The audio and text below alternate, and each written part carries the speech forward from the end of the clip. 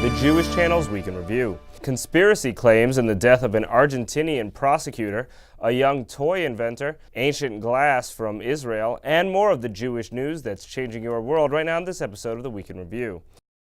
Hello, and welcome to the Jewish Channel's Week in Review. I'm Stephen I. Weiss.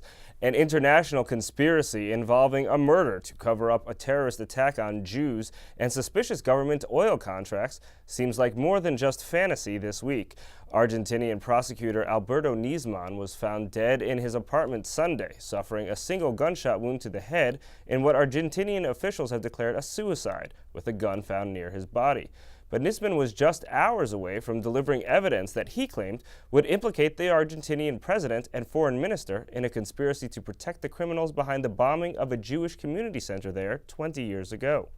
Nisman had pointed the finger for that bombing at Iran and the terrorist group it funds, Hezbollah.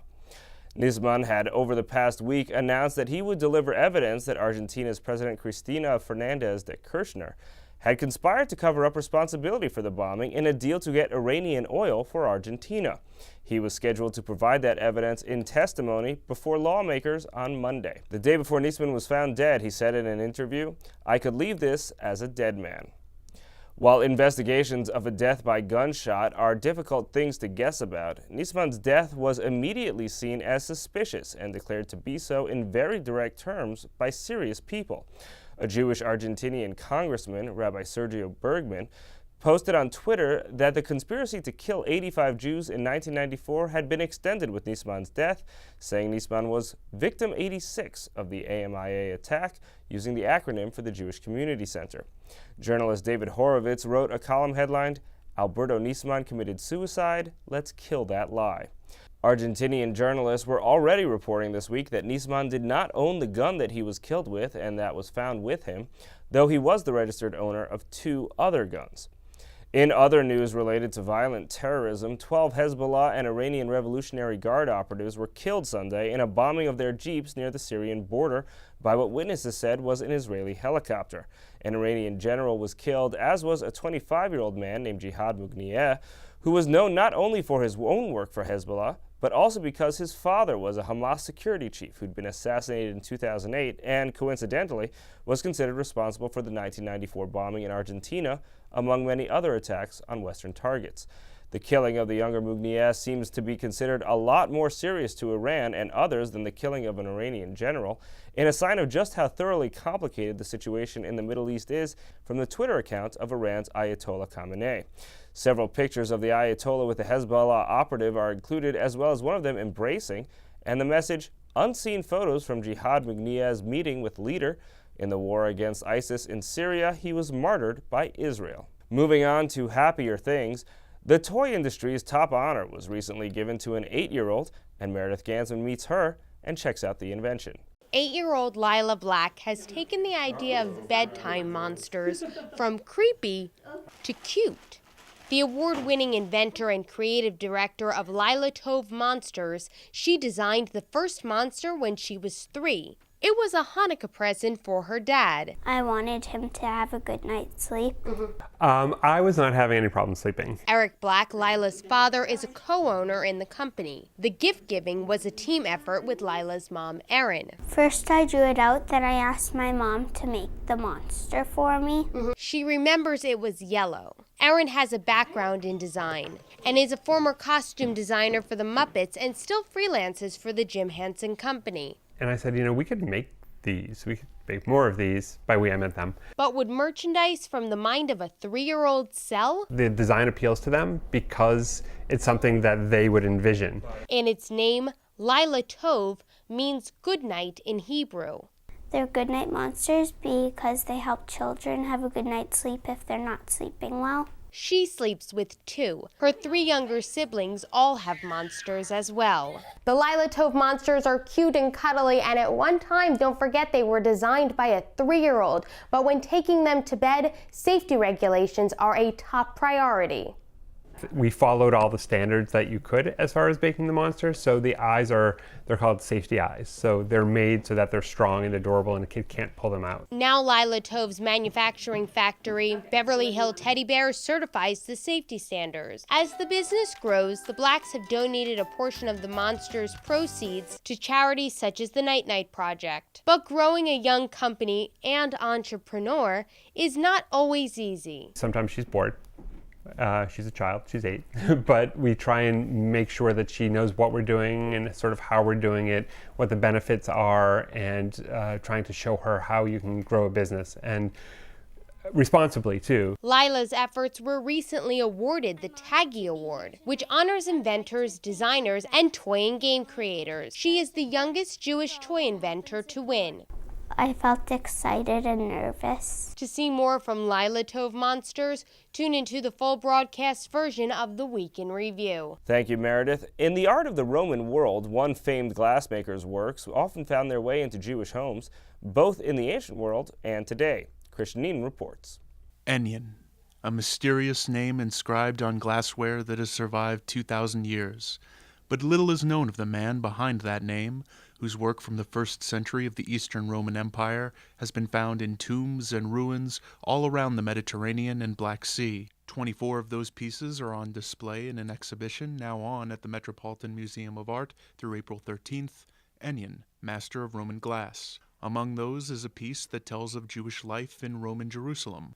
Met curator Christopher Lightfoot talked to TJC about this first exhibition of ancient glass organized by the museum and what we know of the man behind the name, Enyon. Who is Enyon? Well, that's the big question, actually, and that's what we're hoping to answer in this small exhibition. Because without these remaining examples of his work, we wouldn't know his name or that he existed at all. Glassmaking already had a long history in the Near East by the time Enyon began his work, but he would become the most outstanding Roman artisan of mold-blown glass of his age. But where did this master reside and work? The city of Sidon was famous by the early Roman period, that's the early 1st century AD, as a major center of making glass. And I believe, although I cannot prove it, that Enyon probably came from Sidon and that he was working in Sidon and that he exported his wares from there right across the Roman world.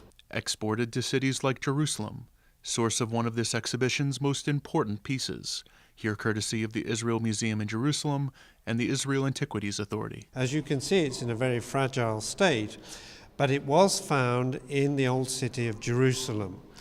It's very important because it's probably the only piece in the whole show that comes from a domestic context, a house, in other words, rather than from a tomb. And the poor condition of this piece speaks to the fate of the house where it was kept.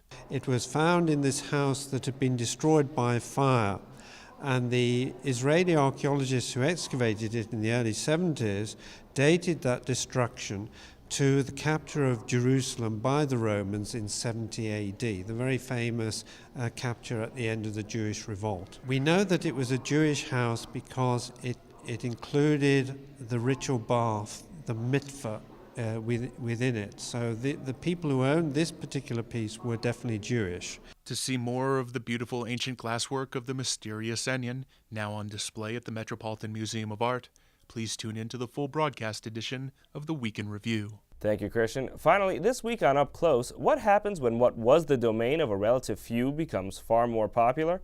We're looking at that phenomenon in both literature and politics in this week's episode. First, the backroom dealings of the old way of doing politics were forced further out into the open, in part by a group of Jewish immigrants running Hollywood studios.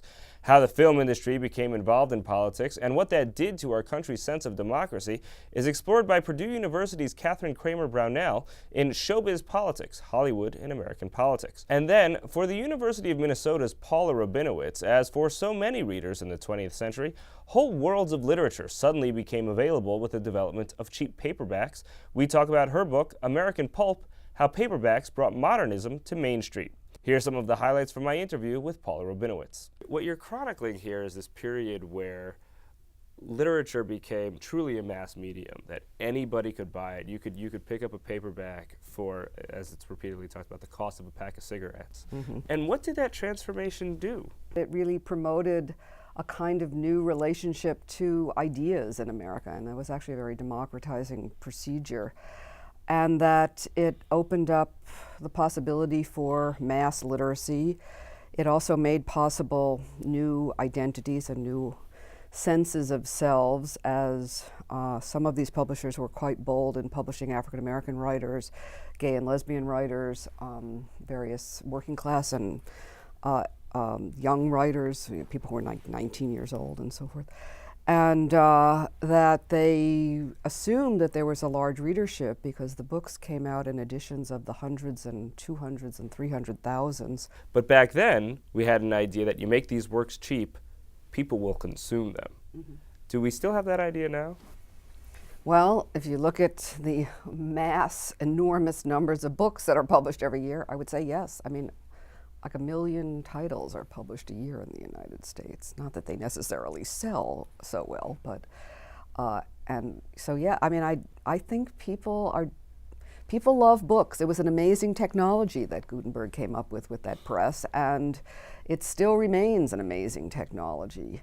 And the mass market paperback was a particularly amazing one because unlike that book, which is difficult to shove in your purse or your pocket, impossible for your pocket, you could stick them in your purse and pocket. And so they were about, I mean, and they still are, and you can drop them even in bathtubs filled with water, and yes, you can dry them out and they'll be wrinkly paper. You can use them, you can circulate them around, you can give them away. Or if like me, you can have your house completely filled with them. But yeah, I do think that books have a staying power. You can see the full episode of Up Close on the Jewish Channel on cable. You can also listen to the full audio of Up Close as a podcast, available on iTunes or in your favorite podcast player. That's all for this week. From all of us here at the Jewish Channel, be well. The Jewish Channel is available on cable. Time Warner Cable Channel 1640, Iowatling Channel 505, RCN Channel 268, Cox Cable Channel 1, Bright House Channel 330, Verizon Fios Channel 900, and on Comcast on the on-demand menu on premium channels. For more information, visit tjctv.com.